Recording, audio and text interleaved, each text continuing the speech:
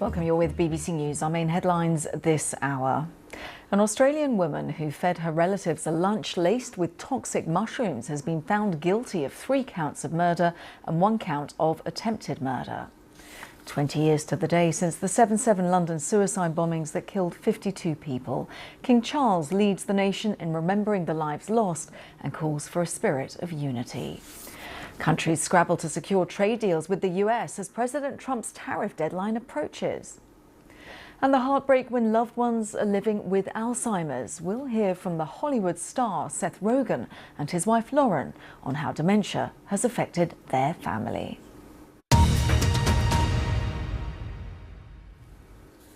Now, they were going to cross over to get all the business news. Sally joins us live now. And Sally, those tariffs are making headlines once again. Yep, this week we're going to be dominated by it, whether we like it or not. It is a crunch week for global trade. The deadline imposed by the Trump administration for countries to negotiate trade deals with the US or face higher tariffs is due in just 2 days' time. So speaking on Sunday, Donald Trump said that some trade deals had been made with trading partners and letters would go out to other countries notifying them of higher tariff rates by 12 p.m. Eastern on Monday. Meanwhile, Treasury Secretary Scott Bessent indicated that some countries lacking an agreement by that Wednesday deadline will have the option of a 3-week extension to negotiate, as the higher tariffs wouldn't kick in until August the 1st. Speaking on US TV, Bessent said the US is close to clinching several trade deals and predicted several big announcements in the coming days. There's a lot of congestion going into the home stretch, and as part of the trade team, what's great about having President Trump on side is he's created maximum leverage. So by telling our trading partners that they could boomerang back to the April 2nd date, I think it's really going to move things along the next couple of days and weeks. Well, Diana Furchtgott-Roth is from George Washington University, and she gave me her view on what we can expect this week. Well, we might have a few deals and we might have a few suggestions that then get rolled back over the next 3 weeks, because the tariffs don't take effect, as Secretary Bessent said, until the 1st of August. So if the past is any guide, there'll be announcements, and then countries will come and say that they're going to change their behavior. And President Trump then will also change the terms of the tariffs. And don't forget, on the 31st of August, there's the decision by the courts as to whether the mechanism he's using, the legal mechanism to impose these tariffs, is even legal, or if this is going to be thrown out by the courts. Many people think it's going to be thrown out by the courts. That also is another complication. It is complicated and hard to navigate. I wonder if we're going to be in for another tumultuous week, Diana, for financial markets, but also, the different countries as they try and negotiate and then respond and react to what happens next. Well, President Trump uses the threat of tariffs as a negotiating tool. So you can see what he did to Canada. Canada said it was going to impose a digital service tax on all American companies. Then President Trump said that he was suspending trade negotiations. By the end of the weekend, Canada had rolled back its tax. And similarly, President Trump wants other concessions from the EU. There's a corporate sustainability due diligence directive. It's so complicated, no one can even pronounce it. But what it does is it requires companies to report their emissions, their global emissions of carbon, and their contractors, and the contractors to their contractors. It's practically impossible to know. And at a time when President Trump is rolling back net zero in the United States, this is going to hit American companies in Europe. He wants the EU to roll back this directive. And this is the kind of thing he's looking for. He's looking for concessions. He's made it clear what he wants. And he wants the EU and other countries to fall in line. Well, one deal that has already been agreed is with Vietnam. President Trump said on Wednesday of last week the US will charge 20% tariffs on imports from the Southeast Asian country under a new trade deal reached during last-minute negotiations. But the US will also impose a steeper tariff of 40% on goods that pass through Vietnam in a process known as transshipping. So what impact will this have on businesses who rely on trade with Vietnam? One of those is Livzin. It's run by Andrew Gibbs Gabney. It's an outdoor wear firm based in Arkansas in the US. Nearly all their products are made in Vietnam. He told me the impact tariffs are having on his business. Well, it's not helping anything. Ever since April 2nd, we've been taking a wait and see approach to see how these tariffs would shake out. It was announced at 46%, and now we know it's 20%. So we're a very small business. We're just trying to make it, and we don't have any margin to spare. So this 20% is going to lead to some increase in prices, although we don't have a 100% answer on how much yet. Now, you sell a lot of clothing of all different types and kinds. Is it just the ski wear, outdoor wear that's made in Vietnam, or do you make all your clothes in Vietnam? We make all of our clothing in Vietnam at this point. Okay, all right. So it's a 100% hit for you. That's correct. Yes, everything we make is affected by this most recent tariff and this deal that just got passed. Yes. But it's not viable, I am assuming. Is it to move it all back into America, your supply chain, or is it? So, I mean, we've been on a path over the last several years to look at American manufacturing, and we've even done as much as making a made in Arkansas, so as local as you can apron, and this is not helping that. So. We need resources to be able to resource and to bring things back. Like I said, we're a small company with our margins stretched. So this 20% does not make Vietnamese production price competitive with the United States. And so it won't be enough to get us to have to move. And we don't want to move either, because our goal is to make the best clothing in the world. And right now we're doing that with our partners in Vietnam. And there's various limitations towards doing the same thing in the United States, although we are and have been looking for opportunities to do so. So what you're hoping then, are you, is that your customers will adjust to the higher prices, accept the higher prices that many US consumers are having to sort of get used to now for various things? Yeah, hope is a good word there. I mean, prices will have to go up across the board. We've already seen that in lots of areas. Lots of brands in our space went ahead and did that months ago. Like I said, we wanted to wait and see what the final output was so that we didn't have to do something twice.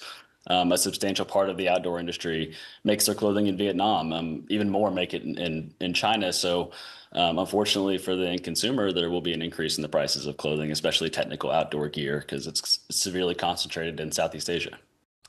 And we had an update on trade negotiations with the US from Thailand today. Its finance minister is saying Thailand submitted its latest proposals for a deal that includes zero tariffs for imports of many US goods, which, along with any other signs of potential deals ahead of Wednesday deadline, will be closely watched by markets. Meanwhile, the dollar continues to be under a lot of pressure, hovering at levels last seen in 2021 against the euro, all part of a busy week for investors. Jeremy Stretch is from CIBC Capital Markets. Yes, indeed, there is. And we're also, of course, coming into the summer where liquidity in financial markets becomes a little bit thinner. So that potentially amplifies the moves or increases volatility. But we're very susceptible to headline risk through the course of the next few sessions. As you've mentioned, the letters from Mr. Trump may start being issued from midday Eastern time, so late this afternoon here in Europe. And so those headlines will start to come across the financial news wires, and that will create volatility in financial markets as we go through to both Wednesday's deadline. But of course, this new deadline that's now being floated regarding the 1st of August. So as we know from the Trump regime, a deadline is never quite a hard deadline. There is always a susceptibility for some backsliding. And of course, it is all a negotiation. So that's the sort of ethos and backdrop that we're dealing with the big, beautiful bill, as well as the investor base, which is increasingly nervous about holding US dollars and US assets in general.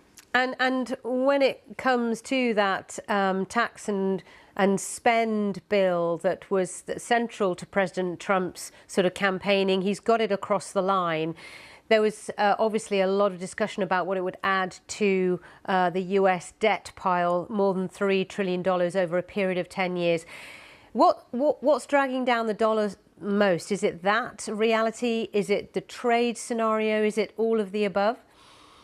Well, I think it's all of the above. And I think I'd also add into the mix the debate regarding the independence of the Federal Reserve, because, of course, Mr. Trump has been putting incredible pressure in terms of downplaying the backdrop from the Fed and putting pressure on Jay Powell to be cutting rates. So there's a combination of factors which is really leading investors to be nervous about holding US assets. The reserve currency status of the dollar is not under threat yet, but I think investors are looking at alternatives. And so, as you've mentioned, the Swiss franc and the euro have both been net beneficiaries of this negative downdraft from the dollar, as investors have sought to protect themselves and insulate themselves from some of that broader uncertainty. And looking at those safer haven currencies has proved to be part of that strategy. Jeremy Stretch there. Well, more on the impact of President Trump's tariffs, something which is having a huge impact on global supply chains and the dynamics of trade. Here's Suranjana Tewari on how Asian countries are adapting. Companies in Asia are rushing out orders, cutting prices and looking for new customers as they try to make sense of the chaos caused by Trump's tariffs. Countries like South Korea and Japan face some of the steepest tariffs. Australia will have to pay too. It's a key security ally of the US, and it actually buys more goods from there than it sells.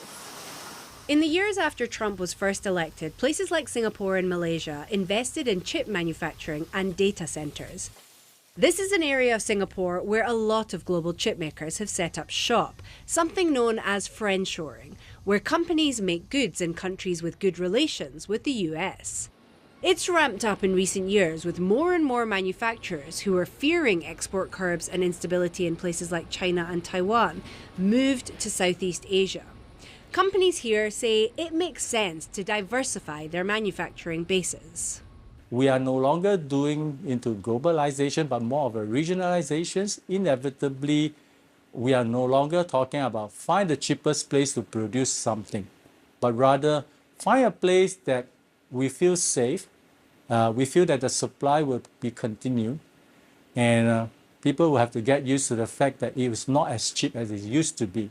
The faster we can get to some stability and some concrete agreement among the nations, that will be most helpful to strategic planning. For businesses, the uncertainty from all the trade turmoil make it near impossible to plan ahead. And there could be unintended consequences for America's role in global trade. As Asian economies build closer ties with the EU, the Middle East and Latin America, this trade war could see a transformation of the world economic order, and the US may not necessarily come out as the winner. Suranjana Tewari there. Let's head to Rio de Janeiro next in Brazil. It's the two-day summit of BRICS grouping of emerging economies is taking place, and it's in the absence of the leaders of China and Russia. Trade is top of the agenda as BRICS countries struggle to respond to President Trump's tariffs. Donald Trump has said he will impose an additional 10% tariff on any country that aligns itself with what he calls the anti-American policies of the BRICS group. In response, China has just said BRICS is not seeking confrontation with the US. Professor Partha Chatterjee is from the Shiv Nadar University and explained the difficulty the group faces. Yeah, I think BRICS, if you look at the composition of the countries, there's a little bit of disparity in how they want BRICS to be seen, right? So there is one view where BRICS is seen as quite anti-American and a counterweight to US, whereas India would rather want it as a group where it kind of can hedge against the global uncertainty and the US unpredictability, yet it does not want to be seen, this group, as completely an anti-American thing, right? So I think there's a balancing act even in terms of what the resolutions are. It's not overtly criticizing US. Of course, it has mentioned the tariffs, which is affecting each of the member countries, and there is no escaping from that. On the other hand, they really don't want this group to be completely an anti-American group as such. So a lot to keep across this week. BRICS, tariffs, it's all going on. Kasia, back to you. Sally, thank goodness we have you to keep across all the detail. Thank you so much. Sally Van Dyk there. Great to see you as always. 20 years ago today, London was stunned by the 7/7 suicide bombing, which changed the city and the country forever. But 2 decades on, are we any safer from these kinds of attacks? Well, Sir Tony Blair, who was Prime Minister at the time, says that more needs to be done to combat the roots of what happened that day. He's been speaking to our Home and Legal Affairs correspondent, Dominic Casciani. 52 dead and more than 770 injured. The 7th of July 2005 bombings changed the way the country viewed the threat from Al-Qaeda-inspired extremism. 4 bombers detonated their homemade devices on 3 London Underground trains and a bus, killing themselves in the process. The plot had been directed by Al-Qaeda. Sir Tony Blair, then Prime Minister, was with world leaders at the G8 summit in Scotland when he was called back to London. Terrible events that have happened. I was in a conversation with the Chinese president at the time, and Jonathan Powell, who was my chief of staff, was passed a note saying there's been an incident on the London Underground. And even though you hope that it's not terrorism, your instinct tells you that it was right from the very beginning. So it's a terrible personal tragedy for all the people involved and their family and friends, for the country. And then there's a whole set of policy questions that immediately spring to mind because of the nature of the attack and the fact that it was the worst attack actually on our soil. 3 of the killers were from Leeds, and the men brought the bombs to London in rucksacks, travelling by car and train. The investigation uncovered their bomb factory, and 2 inquiries revealed the security services missed chances to investigate the ringleader. So what 7/7 did was, it's not that it woke us up to the nature of the threat, because we knew that threat was there already, but I think it woke us up to the fact that obviously what we had in place was not adequate. And that's why, alongside everything else, my mind immediately was turning to, well, what are the policy responses going to be? Over the 20 years since, the UK's counter-terrorism operations have been completely overhauled. MI5 spies now work alongside detectives to more quickly target plotters.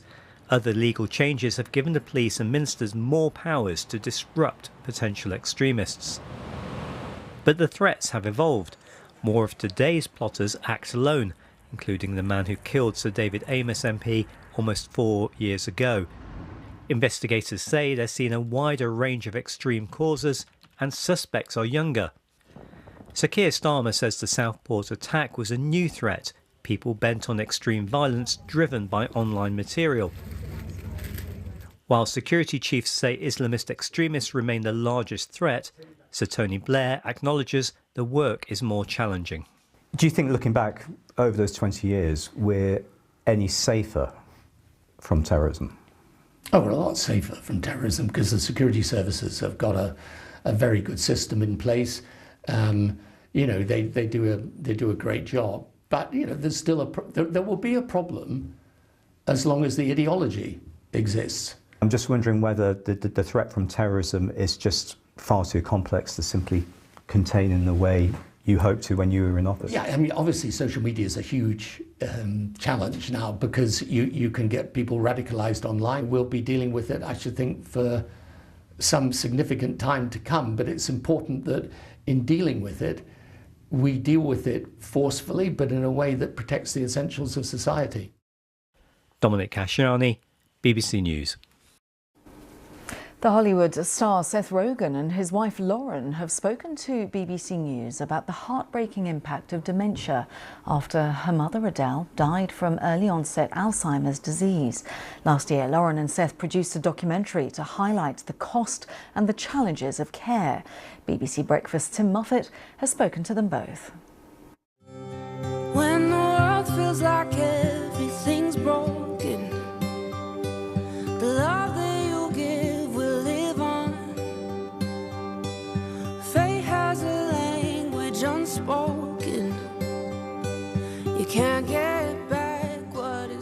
Seth, Lauren, thank you so much for sharing your story with us on BBC Breakfast. This is such a powerful, moving documentary. Lauren, firstly, could you just tell us about your mum, Adele, and what happened to her? Yeah. My mom, Adele, was, an amazing mom, and she was giving and caring. She was a teacher for 35 years. She was funny and warm and someone who loved to entertain. She was very in control of things. And your name is? Adele, I think. And then when she was 52, she repeated a story a few times, and my heart kind of sank because I had seen both of her parents have Alzheimer's and dementia, and so I feared what was to come, and was unfortunately correct in that fear. She was diagnosed with Alzheimer's just before her 55th birthday. Love you, Adele. A few years ago, she stopped responding to Mom. So I switched to Adele. I mean, for me, I just had no idea what Alzheimer's was actually like. It's not in my family. I think I'd only seen it represented in movies and TV shows and things like that. And I think most representations of it in media are pretty, sunny and light on the grand scale of what the disease actually does to people. And so seeing firsthand how ravaging it was really shocking in a lot of ways. Yeah. What makes this such a powerful documentary is that we see the reality of Alzheimer's. You filmed Adele and you've decided to share that footage. I mean, was that a difficult decision? Yeah, filming her just sort of happened naturally one day. I was visiting my parents when they were still living in Florida, and I was alone with my mom. Danny. I want people to understand what the disease looks like. Hi, Lauren. Hi. The US healthcare system is very different to the UK healthcare system, but common to both places is the challenge and the expense of obtaining care at home. Now, ultimately, you were able to afford that, but there are so many people who can't. Yeah, care is wildly expensive. We saw firsthand through our family that, if our situation wasn't as fortunate as it was, that we wouldn't have been able to care for my mom at home in the way that we chose to. And that's a reality that millions upon millions of people face. Yeah, I mean, it's just simply put, if you are not rich, you and your family aging will bankrupt you. Yeah, and you will have very minimal choices in how that happens. Exactly. And it's just not how things should be. If you are a person in your 30s and your parent is in their 60s and all of a sudden they need that, what are your options? What do? Do you quit your job and take care of them? Do you put 100% of your money into taking care of them? I mean, those are almost your only two options, and that's not right. Dementia is about as unhilarious as it gets, but you set up Hilarity for Charity. So tell us about that and the work you do. We knew comedians, we knew some musicians, and thought, well, we can put that together. And hilarity rhymes with charity. That seems like a cornerstone of our foundation. You guys ready to get this show started? Hilarity for Charity. Seth Rogen, I want to thank you. It's a beautiful night tonight. How y'all feel tonight? We give grants to people so they can have home care. Yes. Hi, this is Lauren Miller Rogan calling from Hilarity for Charity. How are you? I'm doing well. I'm here with my husband Seth. Hi. And Hi, how are you? Good. Well, we reviewed your application and we were incredibly moved by it, and we'd love to award you 15 hours a week of care for a full year, completely paid and taken care of. It would help so much. It's not a society-changing level of work that we're doing. It is helping dozens and dozens and dozens of families like in real time, but it really does come from our firsthand experience. What do you hope people take away from this documentary? I want people to know how caring for someone with the disease can consume a caregiver. Hey, sweetie. Who's my girl? You want to give me a hug? You know, we have to keep sharing these stories so that people really understand the need. You know, it is such a huge conversation that affects everyone. At some point in everyone's life, someone will need care, someone will provide care. And I want people to know that there are things that can provide hope and that there is light in all of that darkness. Chapter 2. Change will happen when we share our stories and come together as a community. And that, you know, to get through any of this, we have to do it together. Lauren and Seth Rogen there talking about their experience with dementia, talking to my colleague Tim Muffet. Much more on all of our stories on our website, of course. Lauren Taylor will be here in just a few moments' time, so stay with BBC News.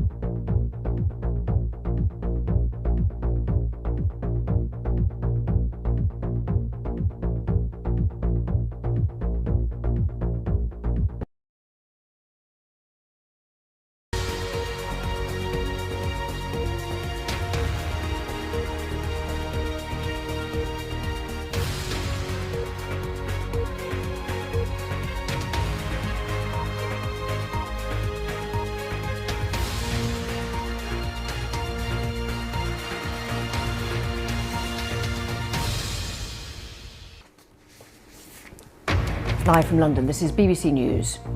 20 years to the day since the 7/7 London suicide bombings that killed 52 people, King Charles leads the nation in remembering the lives lost and calls for a spirit of unity.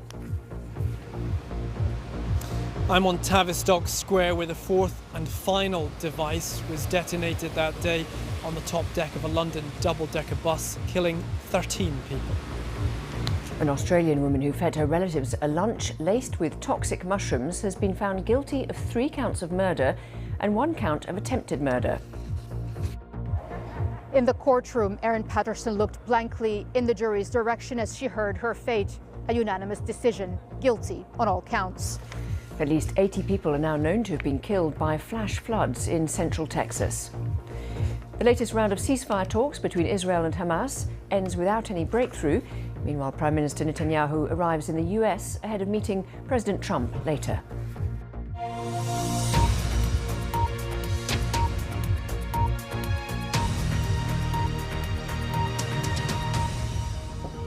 Hello, I'm Lauren Taylor. It's exactly 20 years since coordinated suicide bomb attacks targeting London's public transport network during rush hour killed 52 people and injured nearly 800 others. As the anniversary is marked, the King has called on the nation to remember the extraordinary courage and compassion that emerged from the darkness of the 7/7 bombings. Graham Satchell reports. Ladies and gents, we need to clear now Russell Square. They are images that will never be forgotten by those who were there. London under attack from 4 suicide bombers. 52 people were killed, almost 800 wounded, and the fateful numbers 7/7 seared on the memory of a city. It was 20 years ago this morning, at the height of the rush hour, that Islamist extremists set off 3 explosions on London's tube network. In the chaos and panic that followed, emergency services rushed to help the dying and injured. Almost an hour later, a 4th bomber detonated his homemade device on the top of a double-decker bus in Tavistock Square. Again, emergency services were on the scene almost immediately. There are sort of people and bits of people around, right the way around. And although you can train for these sorts of things, actually arriving and seeing it firsthand and seeing it first time and just understanding that the people there are relying on you to do your best and to be able to sort of get a grip of the situation and what's happening on the situation as well. It's quite a thing. It brings to life the complete ghastliness of what they were faced with and how people behaved extraordinarily, how they were committed to helping others, even committed to the dignity of those who died. It's quite overwhelming what they took on. In a statement today, the King said the attack was a senseless act of evil which would never be forgotten. We may take comfort, he says, from the way such events rally communities together in solidarity, solace and determination. This morning, the Prime Minister and the Duke and Duchess of Edinburgh will attend a memorial service at St Paul's Cathedral. This afternoon, there'll be a more intimate ceremony at the 7th of July Memorial in Hyde Park, where it's expected survivors and the families of those who lost their lives will gather to remember. Graham Satchell, BBC News. And there has been a wreath-laying ceremony. Let's bring you some pictures that have come in of that ceremony with the Mayor of London and representatives of key agencies and emergency services who've been paying tribute to the victims during what is an annual wreath-laying ceremony. But clearly this year, the 20th anniversary of that. I think we have got some pictures of that, but we'll maybe bring them to you shortly. In the meantime, let's speak to Rich Preston, who's in Tavistock Square, where one of the attacks took place. Tell us about the particular attack where you are and what happened. Well, Lauren, this is where the 4th and final bomb was detonated that day. Now, the first bombs on the tubes, the 3 devices that hit the London Underground, they were detonated at around 10 to 9 in the morning, intentionally targeting the peak of rush hour traffic. The 4th bomber had also intended to get on the tube, but because of those earlier explosions, the lines had been closed. He hadn't been able to. So instead, he got on a bus, which took him here, down past where I'm standing on Tavistock Square, where he detonated the device while he was sat on the top deck of that bus. Now, 13 people were killed when the bomb went off, just next to where I'm standing. There is a small plaque on the railings next to me here commemorating those people. And in Tavistock Square Gardens to my right, there's a memorial where over the last couple of hours we've seen people starting to gather, starting to lay flowers, starting to remember their friends, their families, their loved ones who were caught up that day, and as well people who witnessed the event. Now, to my side here is the British Medical Association, not a hospital, but an office block nonetheless, full of doctors who, of course, rushed out that day to try and help those they could. Today will be a very difficult day for many, a very sombre mood here on Tavistock Square, remembering those events and those images that people will never forget from 20 years ago. And Rich, I mean, the UK had experienced bombings in the past, but it was the scale of this, wasn't it, and the number of attacks at once that shocked not just London, but the whole of the UK and the world. That's right, 52 people killed that day. It was the single biggest atrocity on UK soil. The other notable thing about the day was that it was homegrown extremism. This was a wake-up call for the security services. Now, an inquest later found that MI5 had been aware of 2 of the bombers and had deemed them not a threat. Now, counter-terrorism programs and policies had been in place, especially ever since 9/11. People they thought were at risk of extremism and radicalisation. Now, that program still exists, but this is a very different day 20 years later. We have encrypted conversation apps on everyone's smartphones, which didn't exist back then. Social media didn't exist back then in the way it does now. So a very different security picture in 2025. Rich Preston, thank you very much indeed. A jury in Australia has found a woman guilty of murdering her relatives after serving them a beef Wellington laced with toxic mushrooms. Erin Patterson invited her in-laws and 2 other family members to her house for lunch in July 2023. Only 1 guest survived. She claimed it was a terrible accident, but the jury convicted her of 3 murders and 1 attempted murder. No one spoke on behalf of the Patterson families outside the court, but one woman who's understood to have been in court supporting Erin was questioned by reporters as she left. Hello. How are you feeling? I'm saddened, and it is what it is. Thank you. Did you have a chance to talk to Erin, though? No. Did you think that Erin was capable of something like this? She's a triple murderer. Were you expecting your friend to be found not guilty? I didn't have any expectations. It's the justice system, and it has to be what it is. The Victoria Police Homicide Investigation Team gave this statement. I think it's very important that we remember that we've had 3 people. 3 people have died, and we've had a person that nearly died and was seriously injured as a result, and that has led to these charges. I ask that we acknowledge those people and not forget them. I ask also that the Patterson family and Wilkinson family have asked for privacy during this time, and I ask that the media please respect that. I have nothing further to say, and I won't be taking any questions. Thank you very much. Thank you. Well, let's get more on the background to the case that's gripped Australia and the rest of the world from our correspondent Katie Watson. I'm devastated. I love them. And I can't believe that this has happened, and I'm so sorry. Erin Patterson made out it was all a terrible accident. How are you, I just can't believe it. And throughout the trial, she kept up the charade. But the jury just didn't believe her. It was here that Erin Patterson murdered 3 of her relatives and attempted to kill a 4th.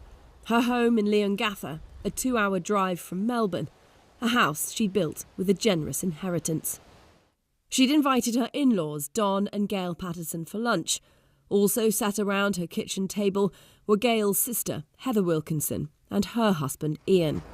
He was the only survivor and gave evidence at this trial. So too did Patterson's estranged husband, Simon. He'd also been invited to the lunch, but decided not to go, saying he felt uncomfortable. Erin Patterson was originally accused of attempting to murder him as well, on 3 occasions. Those charges were dropped ahead of the trial. Erin Patterson had lured the guests to her house on the pretence of a cancer diagnosis. That was a lie. On the menu, individual beef Wellingtons, a recipe chosen from one of Australia's best-loved cookbooks, only with an alternative ingredient, death cap mushrooms. Hours later, the guests fell ill and rapidly got sicker. Within days, Don, Gail and Heather were dead.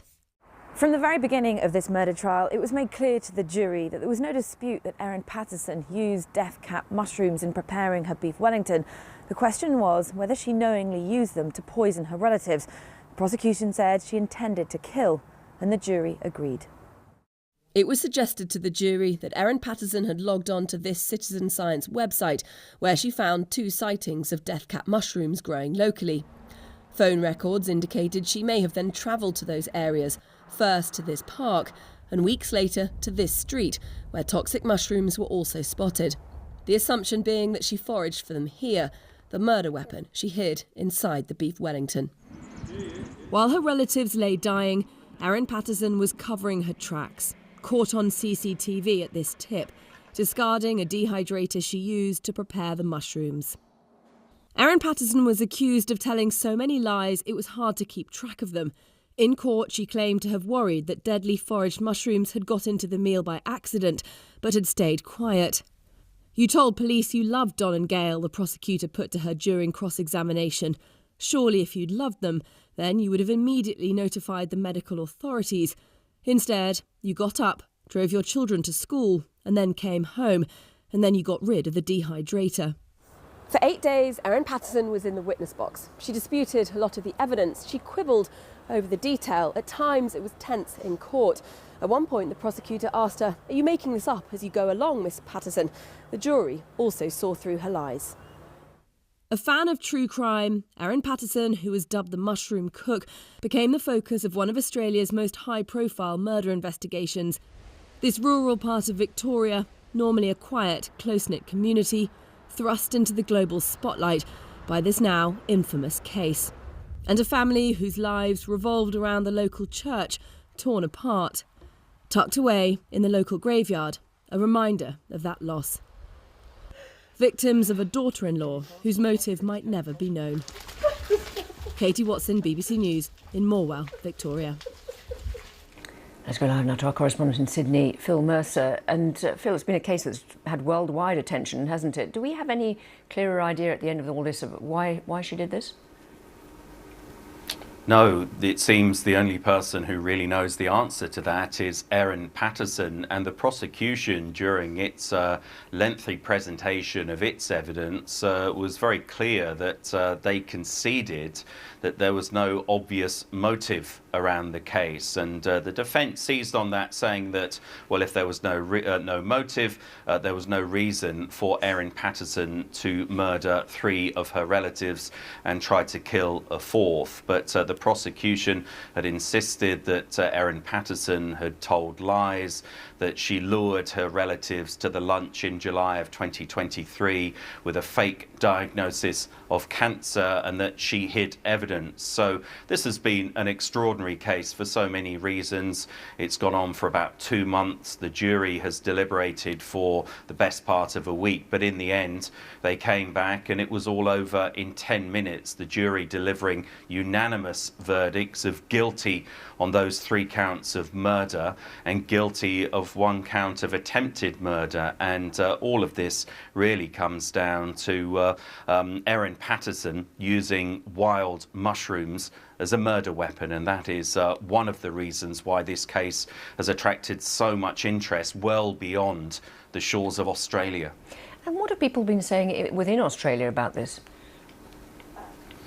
This is an extraordinary case, and people have been linking this particular mushroom trial to other very high-profile cases we've had in Australia, stretching back many, many decades, including that of Lindy Chamberlain, who said that her young baby had been taken by a dingo at Uluru in Central Australia many, many years ago. So this is a case that has attracted enormous interest. You only need to spend a bit of time outside of the court in Morwell, this small town in Victoria, a couple of hours' drive from the city of Melbourne, to understand that this is a global phenomenon. There are documentary filmmakers, and there is speculation that a streaming service could well turn this into some sort of drama, and it has all the hallmarks of a terrible, tragic drama, mystery, intrigue, lies and wild mushrooms. And at the end of all of this, a guilty verdict unanimously by the jury, convicting Erin Patterson, 50 years of age, a mother of 2 children, of those 3 counts of murder and 1 of attempted murder. So what happens now? Erin Patterson has about a month to decide whether she will appeal. At a later date, she'll once again be back in court for the sentencing process, and she could well spend the rest of her life in prison. Phil Mercer, thank you very much indeed. And let's bring you now those pictures that we were mentioning earlier of the wreath-laying ceremony that's been held at Hyde Park at the site of the 7th of July Memorial. Prime Minister there, Sir Keir Starmer, and the Mayor of London laying wreaths to remember the event of the 7th of July 2005, when 4 coordinated suicide attacks were carried out in London. 52 people were killed and 700 were injured. There will be a memorial later on this morning at St Paul's Cathedral, and the Duke and Duchess of Edinburgh will be attending that national service of commemoration this morning on behalf of the King. The King has said that he wants this event to be remembered in the spirit of unity in London and the country more broadly. Sir Keir Starmer said those who tried to divide us failed, adding, "We stood together then and we stand together now." Around the world and across the UK, this is BBC News.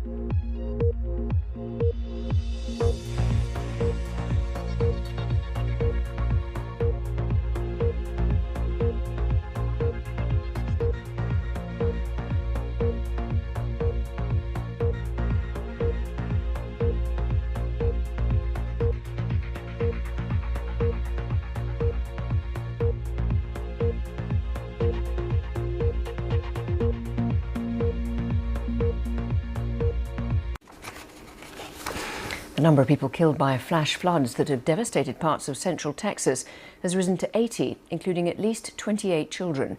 A massive search continues for dozens of people, including 10 girls who were among hundreds at a summer camp when the floodwaters hit.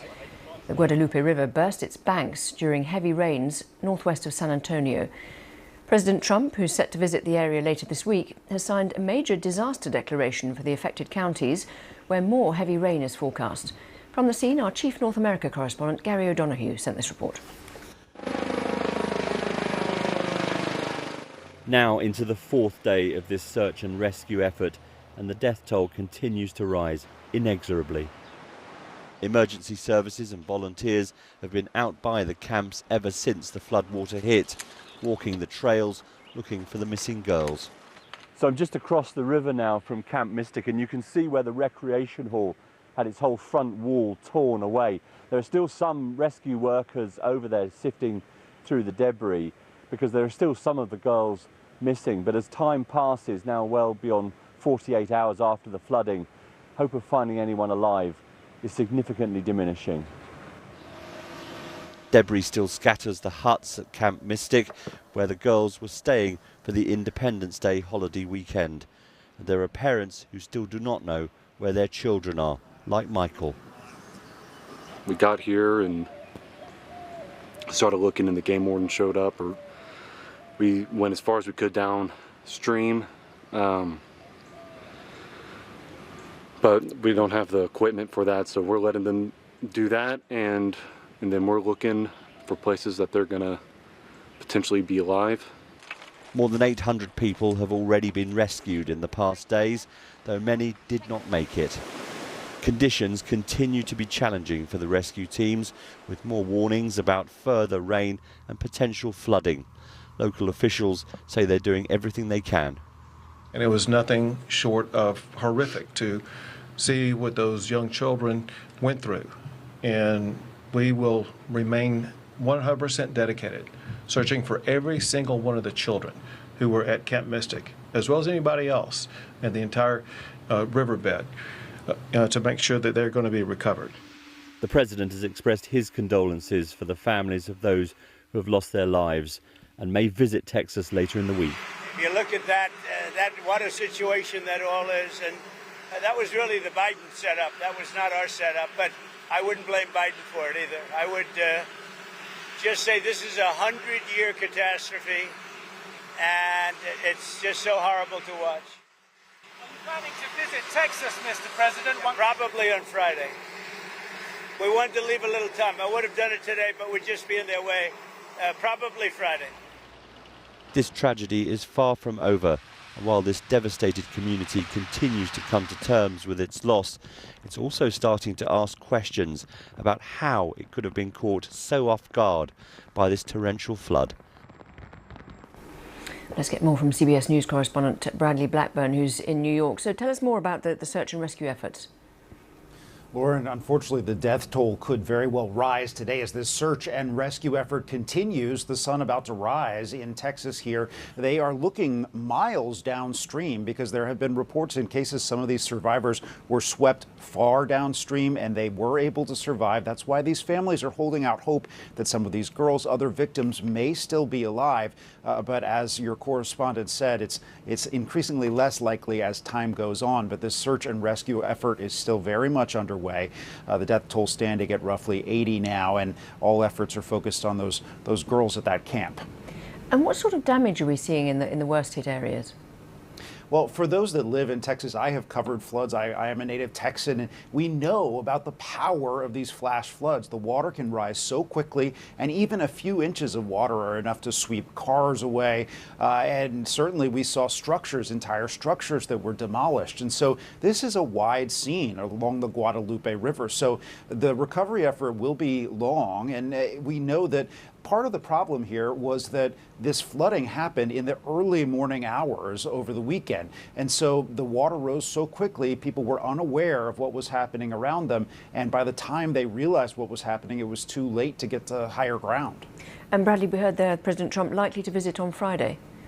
Likely to visit on Friday, and he may face questions from some of these families and certainly from journalists about what happened and why there weren't more warnings in place. You know, there have been questions about whether cuts at the federal level to the National Weather Service may have affected forecasting. It is too early at this point to know, but certainly our CBS reporters on the ground there in Texas are asking questions from local officials about why warnings weren't issued ahead of the weather. And as we said, there is the continued risk that there could be more flash flooding with thunderstorms across Texas this week. Bradley Blackburn, thank you very much indeed. A Palestinian official says the latest round of indirect talks between Hamas and Israel aimed at brokering a ceasefire have ended without a breakthrough. But discussions in Qatar are due to resume later. Ahead of the talks, Israel described Hamas's call for reassurances that fighting won't resume if talks over a permanent ceasefire break down as unacceptable. Meanwhile, Israel's Prime Minister Benjamin Netanyahu is due to meet US President Trump in Washington. Mr. Netanyahu says the White House talks should help efforts to reach a deal for the release of more hostages as well as a ceasefire. President Trump has also expressed optimism. I think there's a good chance we have a deal with Hamas during the coming week, pertaining to quite a few of the hostages. Yeah. You know, we've gotten a lot of the hostages out, but pertaining to the remaining hostages, quite a few of them will be coming out. We think we'll have that done this week. Let's go after Jerusalem and our correspondent Ione Wells. And how much optimism is there for these latest talks? Well, both Donald Trump and Netanyahu will want something to show from this meeting later today, but the question really is how much of a breakthrough or not will happen in these official talks as well. At the moment, Israel has said that it is willing to agree to a ceasefire on the proposal it has agreed to, so potentially suggesting they're not that happy to budge that much at the moment. Hamas, though, has requested a couple of key changes. In particular, Hamas want the resumption of aid from the UN to be allowed into Gaza. They want a withdrawal of Israeli troops, and crucially, they want a commitment from the US that this war will end, that hostilities will end after any ceasefire period. Now, that is something which Israel has previously rejected. The question really ahead of this meeting between Donald Trump and Netanyahu is whether or not Donald Trump will put pressure on Netanyahu to offer some kind of concession on that particular sticking point. Ione Wells, thank you very much indeed. And we've got plenty more on that on our website, details there of that story plus the rest of the day's news. You can also check out the latest on the commemorations for the 20th anniversary of the 7/7 bombings. Do stay with us here on BBC News. I'll be back in a moment.